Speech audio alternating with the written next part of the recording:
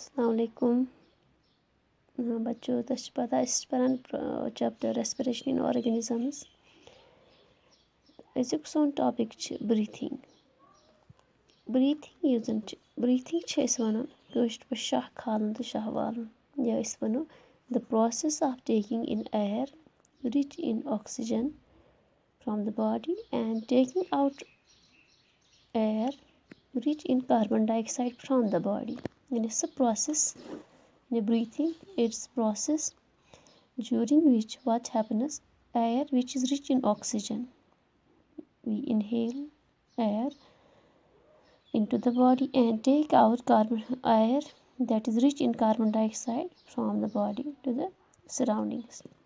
Yeah, in simple terms one is breathing means the taking in and taking out air from the body. Breathing, the process of breathing, it involves two steps. It involves how many steps? It involves two steps, and those two steps they occur alternately. And what are those steps? One is inhalation and another is exhalation.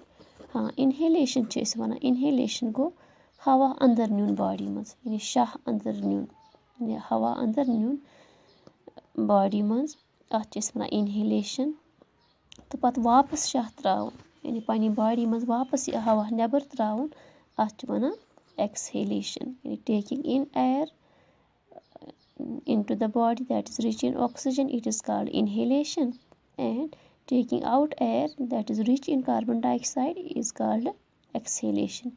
This inhalation and exhalation, these occur alternatively. First inhalation, exhalation, again inhalation, exhalation, and these two steps they occur alternately.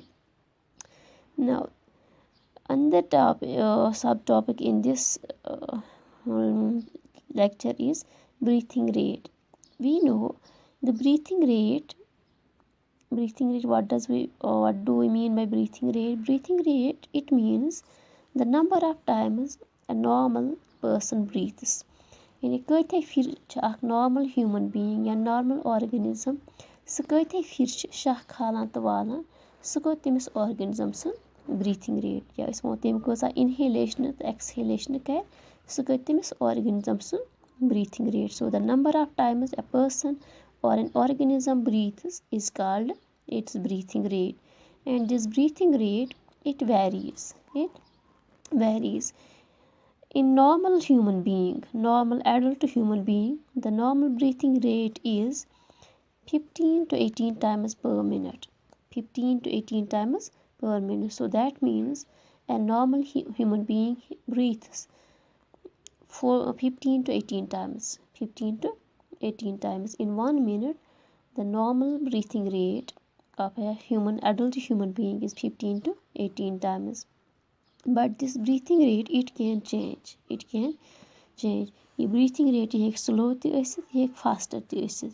Usually yes per stress maz aso ya while we are sleeping tim time is breathing rate ti asan slow tikaz yes per rest maz aso tis per sai body energy need kam ye chun zyad oxygen zarurat kin naturally usan breathing rate chi gasan slow.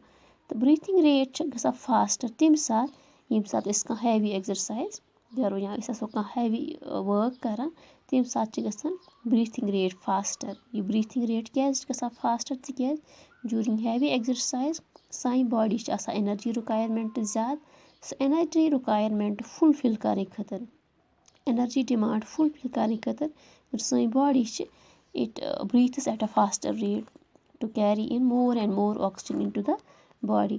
तम सत ज़्यादा respiration ज़्यादा oxygen अंदर वोत food गस कम break down तम नीर ज़्यादा एनर्जी साइन बॉडी हज एनर्जी नीड्स गसन फुलफिल. यस पर हैवी एक्सरसाइज करो युस जन breathing rate it can increase up to 25 times per minute. It can increase into 25 times per minute. युस जन breathing rate it varies from person to person. यस मे तो गडथे वोन. Generally, in women, breathing rate it is faster as compared to men or children.